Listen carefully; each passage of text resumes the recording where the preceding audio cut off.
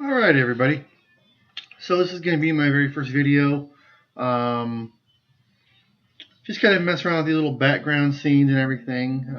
Seems to be pretty awesome. So, um, topic of discussion today is going to be uh, employee reviews. Not talking about the standard performance review, which is usually done, every 90 days or so, or every year, depending on what company you work for. What I want to talk about today is more along the lines of a peer review, otherwise known as a 360 review. 360 reviews, I feel, are so much more um, valuable when it comes to assessing your team, because 360 reviews are based on input from not only management but from your peers. It gives people a more in-depth view as to how they're really doing, where they need to work at, and where the training needs to be at to really fine tune your team. Um, so, like I said, most people are familiar with your typical annual or semi-annual review that only a supervisor does. These reviews, they only involve the employee receiving the feedback from a single perspective. So, it really doesn't help, to kind of see the big picture. With a 360 review, there's three focus or three key pieces, excuse me, that the employee receives. Identifying a starting point for development of new skills, measuring progress as the employee works on skills over a period of time, and identifying personal blind spots of behavior and the impact that everyone has but never notices. So, with that kind of feedback, everybody from the CEO to a store clerk can develop, their professional skills based on, these kind of reviews. So, as you can see, it's extremely important. It makes it very powerful, um, to use these. Um, when you have, your peers giving feedback of what you can work on and how you can improve, let's all just admit it right now. When you're working or when you're out of the presence of your supervisor, your behavior is different. Everybody's is. Everybody's on their best behavior when the supervisor is in the room with you. Okay, don't even try to deny it. I know it's true. Um, so it's good to get that perspective of how other employees view you, so you can work on things, to get your mind right. So you know when 360s are done right, um, it get your skills up in lives, like your leadership skills, your communication, your vision, and your teamwork. And then, these skills may not sound sexy in this technologically driven era, um, but it's business skills, not technical skills, is what separates folks at the very top of their career potential from everyone else. So if you're really honing your business skills, it will help you go further in your career. There's no other way around it. Um, if you really want to see an employee change, watch what they can achieve when they have strengthened both technical and business skills, not just technical.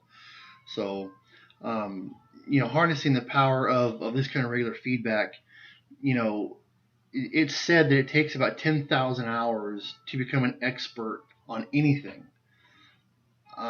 But that's really only if you have that kind of high quality frequent feedback during those 10,000 hours.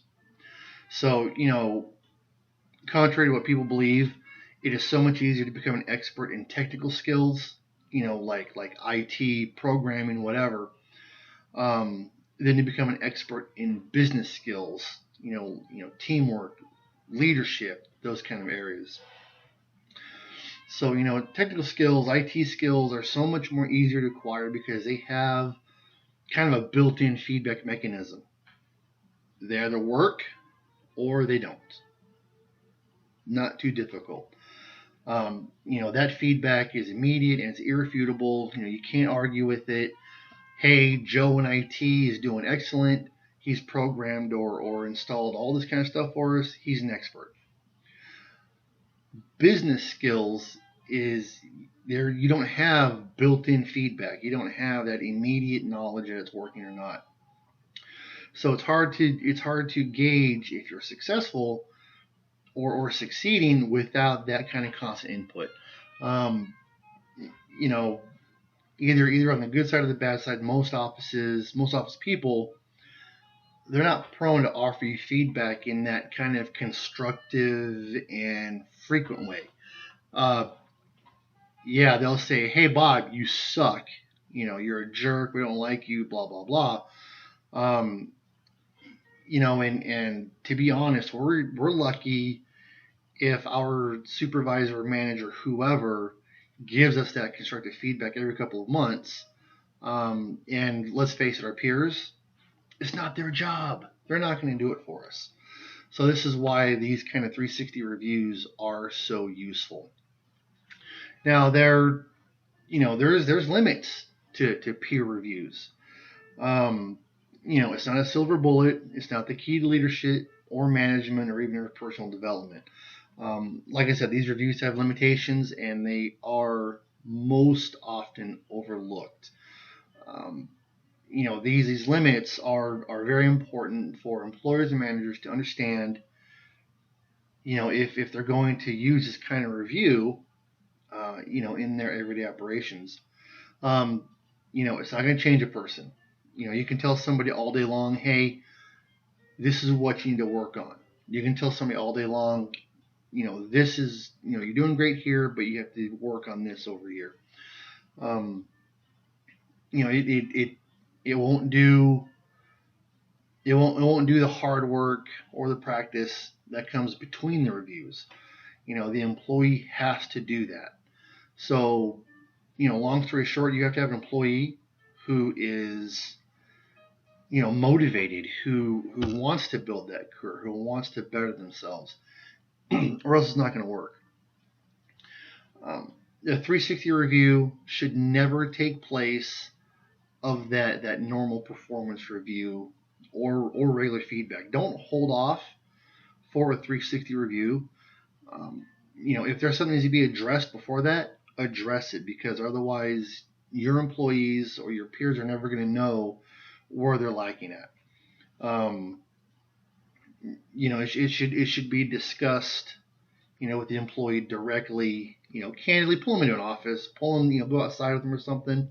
You never want to belittle one of your peers or one of your employees.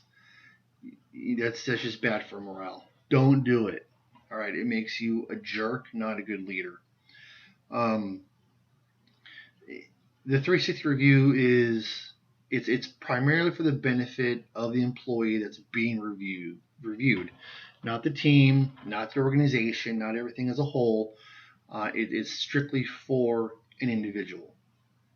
So, and that last item is the hardest thing for people to understand.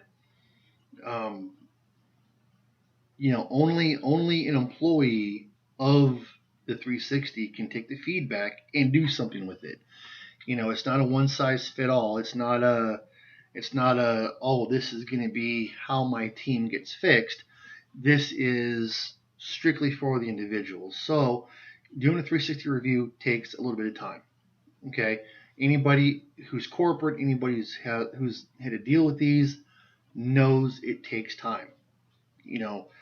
Invest the time in it. Don't slack off on a 360 review if you want your team to be successful, if you want your employees to be successful, if you want to empower and build your team up, take time on them. Touch every single subject you have to. It's just smart business. Too many times, even in my own experience, working for someone else, working out of an office, I've had way too many bosses who like to sit behind their desk and yell at people, as opposed to leaders who want to jump out in front, who want to make sure you're successful. Take the time. Anybody can be a boss. Anybody. I can put anybody behind a desk right now and make them a boss. Are they going to be a good boss? No. Are they going to be hated? Most likely, which that is a topic of discussion in a whole nother video that I'm going to bring up. Just take the time. Be thorough. It's simple. So that's the process to making it work. So responsibilities by role. In any 360 review, there's only 3 or 4 roles. It's important for everyone to understand their role and their responsibilities in creating a successful review. The roles are administrator, the subject, the manager, and the reviewer. So, the administrator conducts the review. It includes, preparing the review, conducting the interviews, presenting the results. So really, they're the ones that really need to pay attention. The manager of the employee should never be the administrator. That's why there's these separate roles for that. A lot of times somebody in HR in a company usually fills the administrator role, but it can be an external consultant. A company can bring in someone else to administer a 360 review. Now the subject themselves is the person that's being reviewed by their peers and their managers. That's self-explanatory. Is it uncomfortable for them? It absolutely is, but it's also very, very valuable. So now the reviewers are the 4 to 10 people other than the managers who are answering questions that are provided by the administrator. Plain and simple. You're as a reviewer, your job is to provide constructive feedback. Be honest, candid, and constructive. Don't make it personal. Don't say, "Oh, Jill over in receiving is a horrible person, and we don't like her." That's not going to help anybody. And also remember that the people contributing to the 360 review are anonymous. So, when it's discussed, it's not going to be like, "Oh, Bob, Mary over in this department said this about you." It's always anonymous. It has to be anonymous. There's no way around it. Now, the manager. Most people in the 360 have a manager who takes part in the process, as well.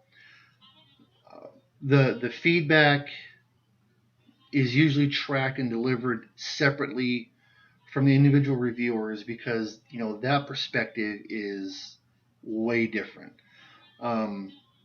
And they're normally asked to kind of answer questions about your employees' skills, behavior, interpersonal relationships, how they do every day. The hardest part that I found for any manager is remembering what the goal of a 360 is. It's not to measure job effectiveness of an employee. That is something that should be known before this review. If there's any doubt, it will cause an employee to be defensive. It'll cause some fear, which really is going to make the whole review not successful. Again, these kind of reviews should not replace continuous candid feedback from a manager And it shouldn't be the only time you feel comfortable sharing difficult feedback. Um, so keep that line of communication open. Keep those kind of reviews open. Um, a 360 review is a great way for a good employee to get better, and for a struggling employee to learn where to improve. So after the review is over, the administrator and the manager will meet, to discuss a development plan for the employee to work on. Um, where to improve skills and relationships within the office. Um, but you have to make sure the manager is willing to provide that kind of support to the employees after the review. It does no good to have a manager in place who is not willing and open to take this information and use it constructively to create the best team possible. Too many times, a manager will think they're too busy. A manager will think, oh, I don't have to, I'm not going to have somebody come in here and tell me how to do my job. Guess what? Get over it. It's the only way it's going to be successful. So there are people who should give a 360, and there are people who should not be given a 360.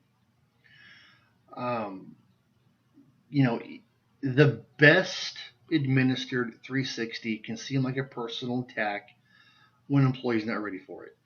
When it happens, you're going to be talking upon deaf ears. It's going to be negatively impacting their performance.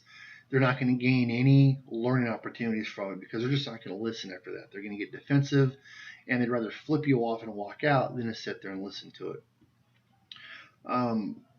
It is so vital for the administrator and the manager to successfully, get acceptance from the employee. So selling them on the idea of a 360 review is extremely, extremely important. A few questions that you can ask yourself as an administrator or even a manager to decide if somebody, if they're ready for a 360 review. Does the employee have time or energy to dedicate towards development of business interpersonal skills? If you're working an employee so hard they don't have time to work on themselves, you're doing something wrong. Does the employee have a healthy relationship with feedback?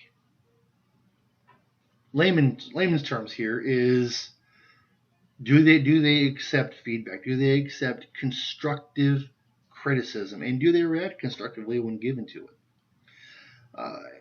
Has the employee ever received regular feedback from their manager? If they don't get the feedback from their manager daily, this isn't going to work. They're not going to respond to it in a positive sense. Again, 360 reviews are not a substitute for good leadership and good management. Final on this is an employee should be underemployed for at least 12 months. Anything less than that, they haven't really established themselves in the office as needing a 360 review. Nobody's going to have a good enough sense of feedback to give this employee, so that person should be skipped. On a side note, a way to avoid any of those issues, ask management to undergo their 360s first. Begin top down. Nothing builds a positive culture of feedback in an organization like a clear example from the top. So what that does is it puts your team at ease.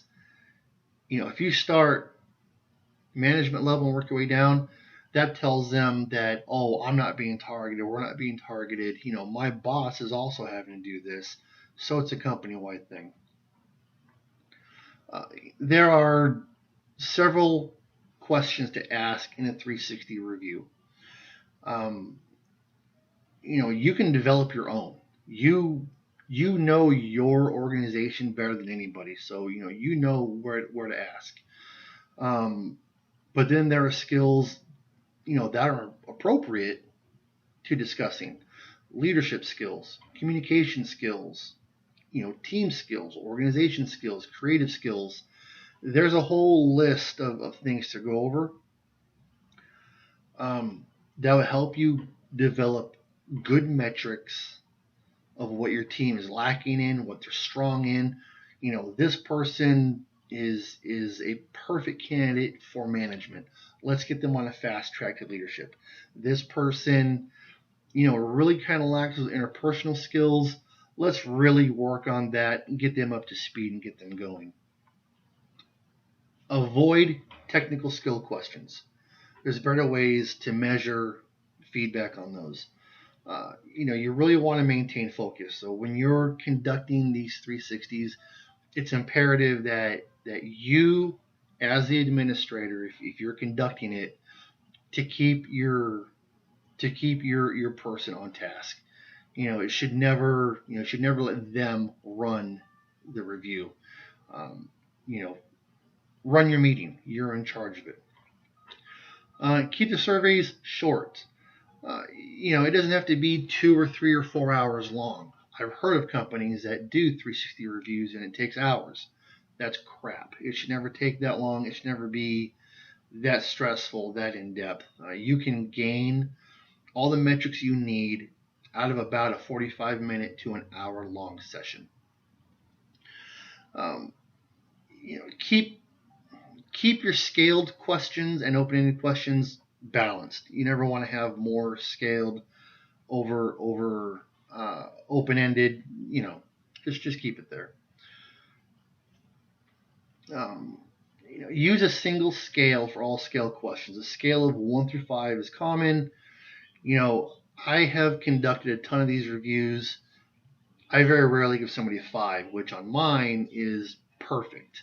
I believe that if you give everybody a 5, then that becomes kind of the average, which isn't right.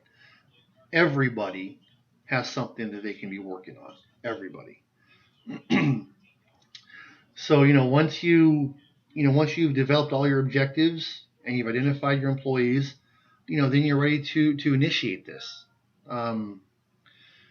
There's steps. Meet with your subject or employee, talk with their manager, send out the review the data, and prepare your report. And then delivering the results. You can make it automated.